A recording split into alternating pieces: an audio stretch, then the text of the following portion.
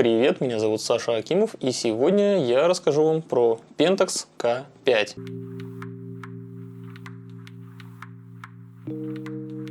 Думаю, если вы смотрите мой канал, несложно догадаться, что я испытываю слабость к технике Pentax.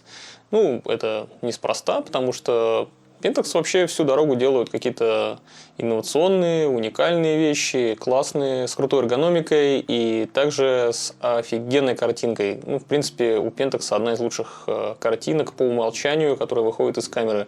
На мой взгляд, по крайней мере, потому что их фотки действительно требуют минимальное количество обработки после того, как ты их выгрузил на компьютер. Про некоторые их уникальные камеры у меня есть уже обзоры на канале. Например, про Pentax Q. Замечательная такая крохотная, самая, наверное, маленькая на свете беззеркалка, у которой изначально была матрица 1, 2 и 3, потом уже они сделали чуть покрупнее на 1, 1,7.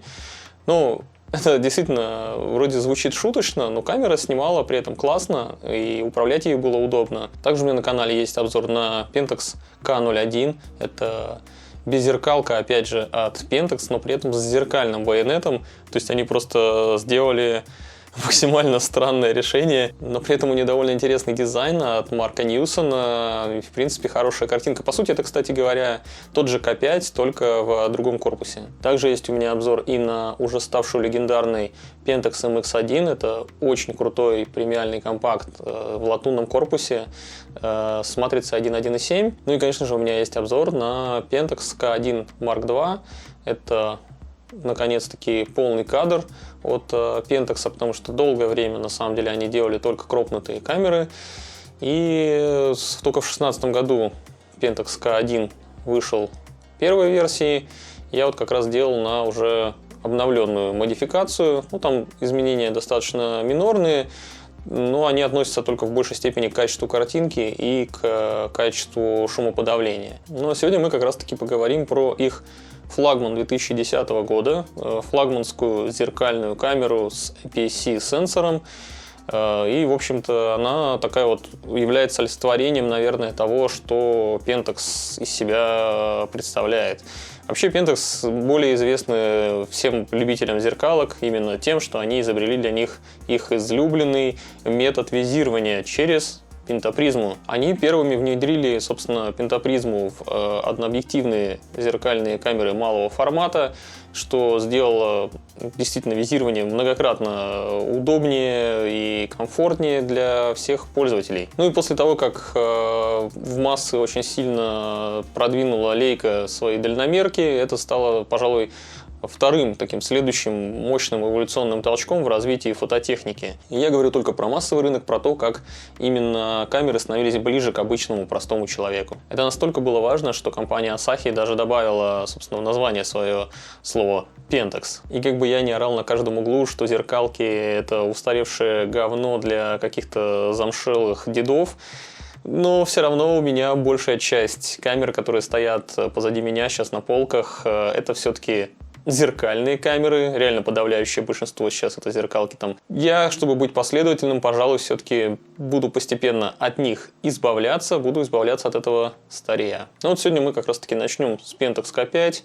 Он вышел в 2010 году, как я уже говорил, и в принципе он, конечно, не без недостатков, хоть камера и классная, но есть там небольшие минимальные косяки в скорости работы. Но все равно камера даже по сегодняшним меркам очень на многое способна. Ну, давайте начнем традиционно с ее удобства управления и эргономики.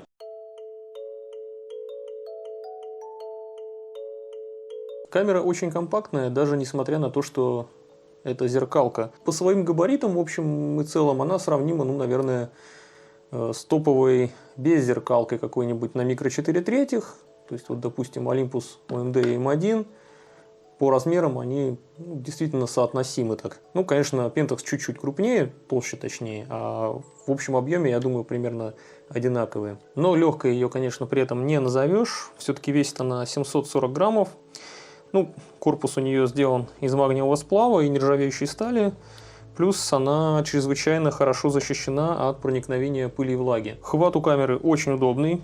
Ручка анатомически правильная, за нее приятно, удобно держаться рукой. Все пальцы лежат как нужно, ничего не провисает нигде.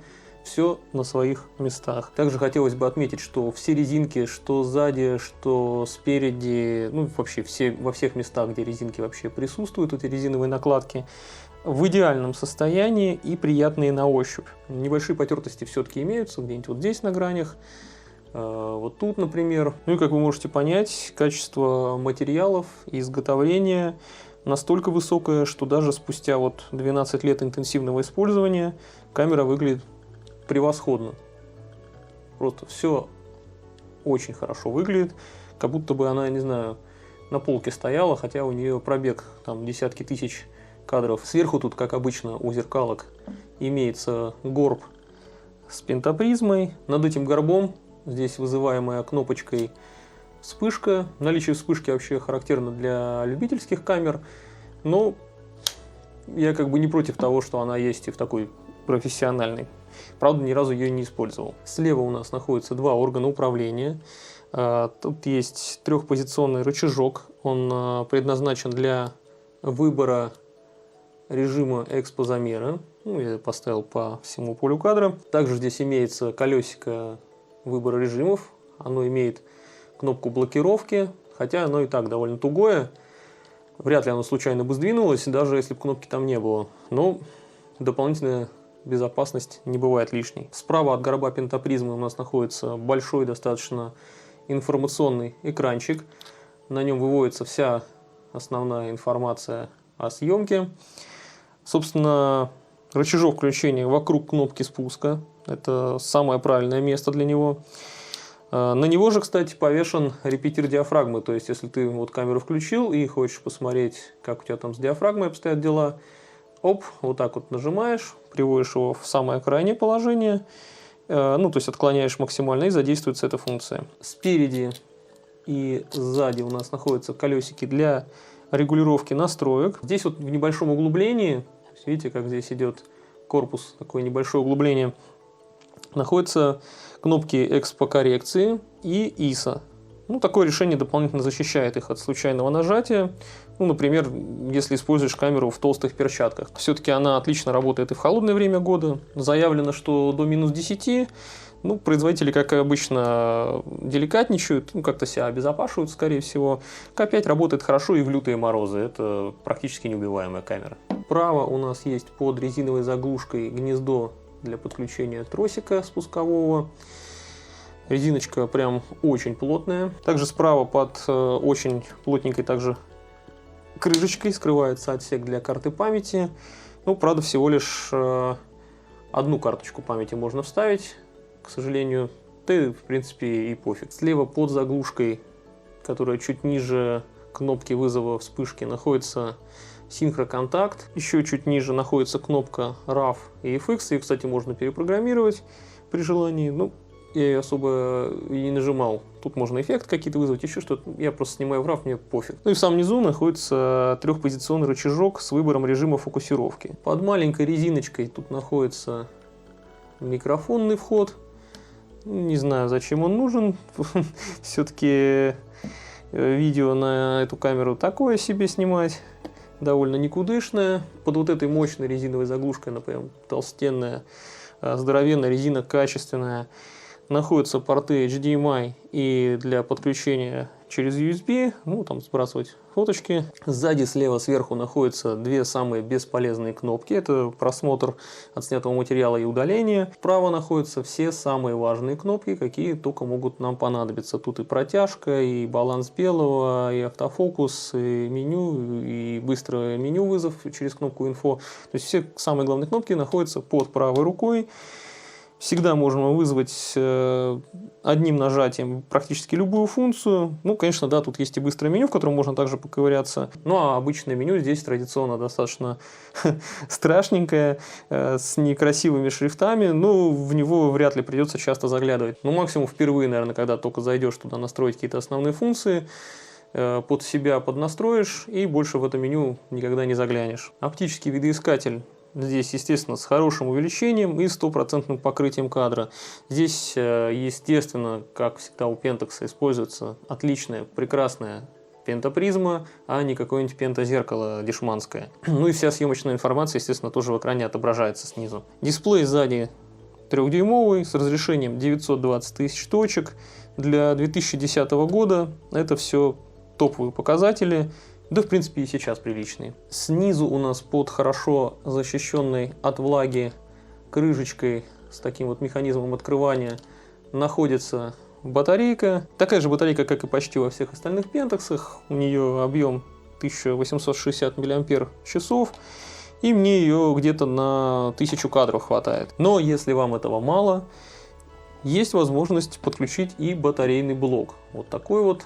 Мы снимаем отсюда защитку, суем сюда, вытаскиваем резиновую заглушечку, здесь оголяя контактный блок. Кстати говоря, тут в ручку опять же можно вставить эту резиночку, так чтобы ее не потерять, нигде она не болталась. Так, прикручиваем ручку. Готово. И вот мы имеем дополнительную батареечку. Если вам не хватало 1000 кадров, тут уже теперь будет 2000 кадров. Плюс ко всему еще и вертикальная ручка здесь будет, потому что батарейная ручка, она дублирует большинство органов управления основных, которые нужны. Ну, то есть колесики, кнопка включения и экспокоррекция, все на тех же самых местах. Также удобно лежит в руке. Кстати говоря, если у вас родные аккумуляторы все окончательно иссякнут, можно извлечь батарейку, убрать ее и вставить вот так вот в таком вот поддоне 6 батареек пальчиковых. Вставляем, закрываем, и хватит тогда еще где-то на 100 фотографий. Pentax K5 ощущается в руках как мощнейший инструмент. Он максимально прочный, максимально неубиваемый, и он, естественно, не боится воды и морозов. У него все кнопки ровно на тех местах, на которых ты ожидаешь их встретить. Все очень удобно, ты не испытываешь никакого дискомфорта, меняя какие-либо настройки. Им удобно пользоваться, его приятно держать в руках. Это прекрасная, круто сделанная камера.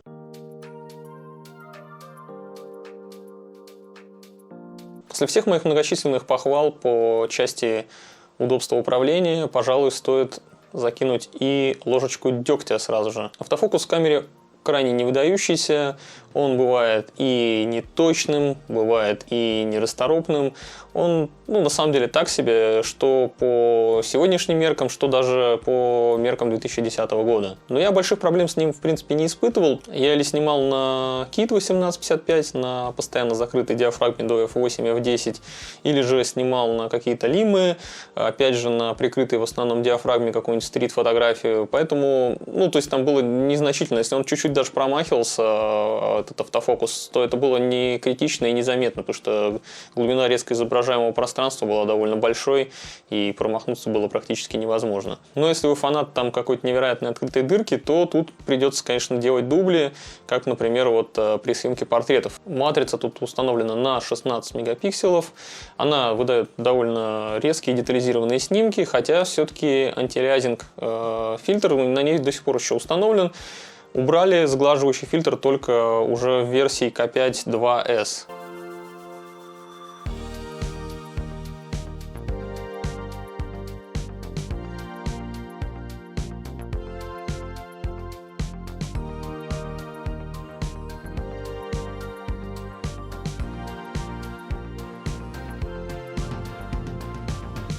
Матрица в Pentax K5 установлена такая же абсолютно, как и в Nikon D7000.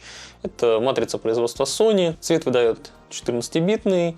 Очень хорошие показатели и по шумам, и по динамическому диапазону, даже по сегодняшним меркам. Сложно вытянуть только уж совсем какие-то невероятные пересветы, поэтому лучше чуть-чуть недоэкспонировать при съемке.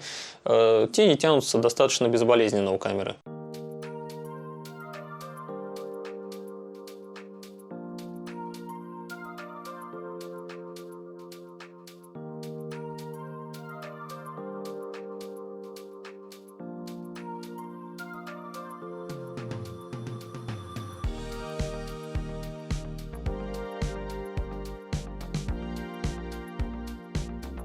Довольно большое удовольствие для меня было снимать на Pentax K5 пейзажи всякие расслабленные, без штатива, потому что таскаться с штативом по лесам — это довольно запарно, хоть у меня и ассистент мне помогал, когда я ходил, но все равно. Лучше, конечно, когда камера позволяет тебе прикрыть диафрагму, при этом не поднимать ISO и спокойно снимать с рук, потому что в ней установлен отличный стабилизатор, реально очень хороший стаб, который компенсирует дрожание рук во многих плоскостях, и у тебя там на 1/15 секунды почти всегда все хорошо. Ну, там иногда дубли приходится сделать на всякий случай.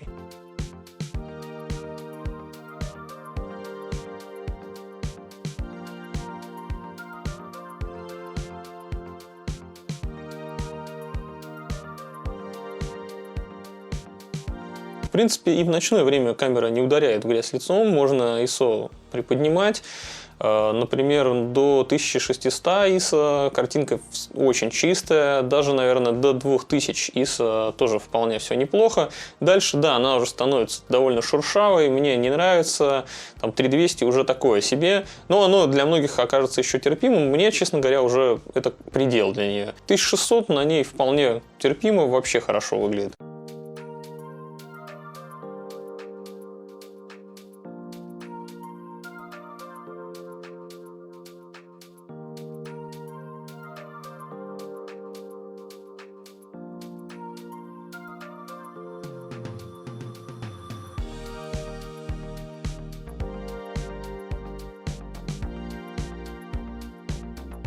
Не перестаю воспевать цвета Pentax, по цветам они всегда значительно заморачивались, цвета просто замечательные. Камере легко даются что лесные пейзажи, она нигде там не обсирается в каких-то зеленых тонах по балансу белого, что городские зарисовки, она отлично передает всякие там, не знаю, текстуры, шершавости, городские какие-то вот эти вот рельефы. Все классно передается, цветов кричащих на ней не происходит каких-то внезапных, то есть нигде нет никаких перекосов.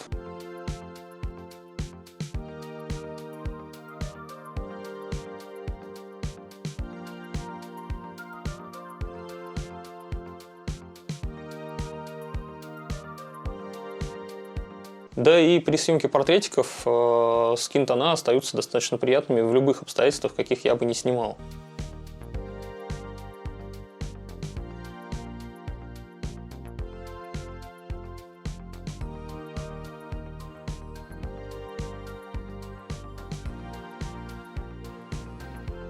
Кстати, и стрит-фото на K5 у меня отличные получались. Ну, по причине того, что если снимаешь на закрытой диафрагме, у тебя отвертка сильно не жужжит, никого как бы не настораживая.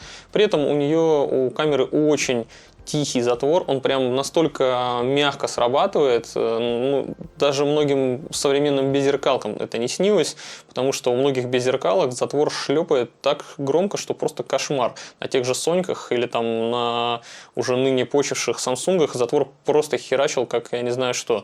Здесь очень мягко, очень тихо срабатывает затвор.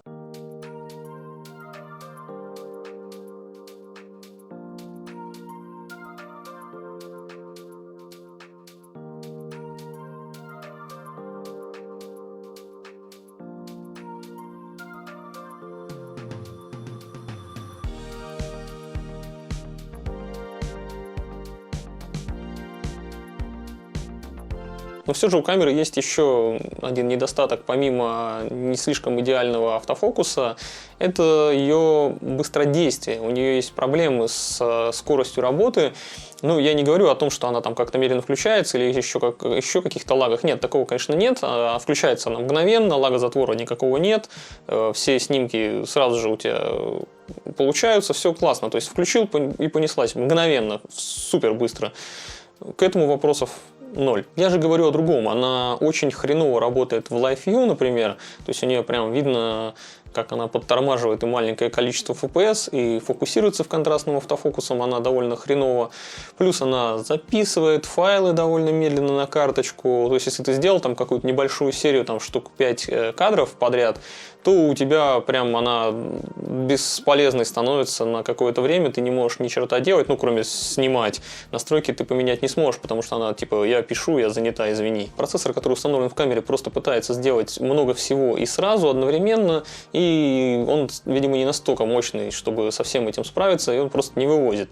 То есть, процессор одновременно пытается исправить хроматические аберрации, исправить винитирование, исправить дисторсию и так далее. То есть, он кучу-кучу каких-то действий делает, плюс еще и прекрасный пентаксовский цвет нужно выдать, обработать все это, и отдельного сопроцессора в тот момент они для цветов и шумоподавления не ставили. Поэтому процессор просто захлебывается. Можно отключить, конечно, многие улучшения, кучу функций можно просто выключить, чтобы процессор так сильно не грузился, и камера действительно становится гораздо шустрее при этом. Ну, я готов позволить камере немного потупить, ничего страшного, зато потом я на компьютере не буду сидеть и ковырять, там, не знаю, исправлять какое-нибудь винтирование. И несмотря на вышесказанное, Pentax K5 до сих пор отличная камера. Я считаю, что она до сих пор, в общем-то, актуальна для многих задач, вполне себе подходит. И она достаточно гибко настраивается под самые разные задачи. И что главное, на мой взгляд, это ей удобно и комфортно пользоваться. У нее все кнопки на своих местах, не нужно каких-то невероятных кульбитов делать, куда-то лезть там в меню постоянно. У тебя практически всегда все настройки под рукой. Плюс она позволяет тебе сэкономить время на обработке за счет того, что у нее по умолчанию отличный баланс белого и красивые цвета. И также под K-Bayonet довольно большое количество самой разнообразной оптики, которую можно сейчас найти по вполне вменяемым ценам. Эту камеру вполне можно любить, несмотря даже на то, что она является зеркалкой, несмотря на то, что зеркалки все уже безнадежно устарели, я все равно считаю ее классной.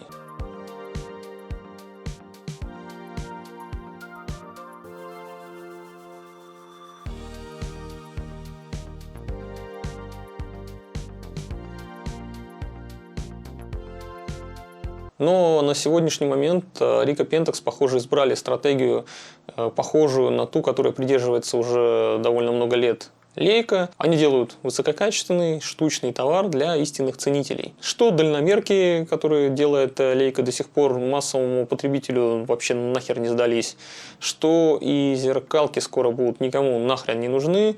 Сейчас ни один производитель в здравом уме не собирается развивать именно зеркальные направления. Скоро зеркалки станут тоже некоторым таким уютным развлечением для староверов. Например, Sony уже довольно приличное количество времени как похоронила A-Bayonet, который им достался еще от Minolta.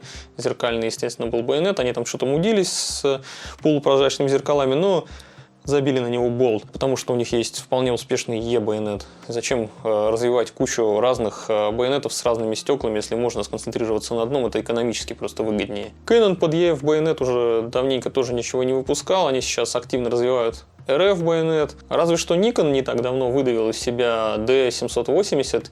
Ну, это, по сути, клон Z6, только дороже, потому что в нем зеркало. Ну, все довольно банально и просто. Как я уже говорил, это просто обычная экономическая целесообразность, потому что делать зеркалки гораздо сложнее и технологически затратнее, нежели делать без зеркалки. То есть это просто сложное производство, которое требует больших затрат. И камеры дороже получаются. И, соответственно, ну, типа в этом нет большой нужды, если можно делать без зеркалки дешевле и проще. Да и плюс для обычного потребителя вполне понятно тоже, почему выгоднее брать самому себе без зеркалки, потому что, например, современные гибридные системы фокуса или какой-нибудь там Dual Pixel у Canon, они гораздо шустрее, чем стандартная фазовая фокусировка на любой вообще зеркальной камере, гораздо шустрее и точнее. Но сегодня уже очевидно будущее за беззеркальными камерами. Зеркалки — это такой умирающий класс.